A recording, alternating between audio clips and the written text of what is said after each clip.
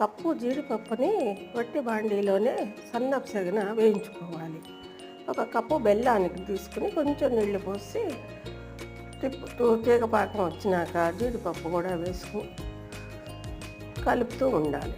కొంచెం సేపటికి ఇది దగ్గర పడుతుంది. ఇప్పుడు స్టవ్ ఆఫ్ చేసి మరి కాసేపు ఆ వేడి బాండీలోనే తిప్పాలి. ఇప్పుడు నెయ్యి రాసుకున్న పళ్ళెంలోకి తీసుకుంటే జీడిపప్పు పాకం రెడీ అయిపోతుంది.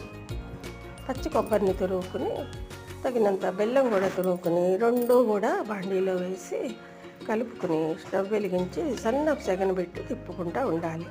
చూడండి, కాసేపటికి దగ్గర పడుతుంది. ఇప్పుడు యాలుక్కాయ పొడి వేసి మరి కాసేపు తిప్పుకుని స్టవ్ ఆఫ్ చేయాలి. చల్లారిన తర్వాత లడ్డూలాగా చేసుకోవటమే. ఎంతో హెల్దీ అండ్ టేస్టీ జీడిపప్పు పాకం కొబ్బరి లౌజు.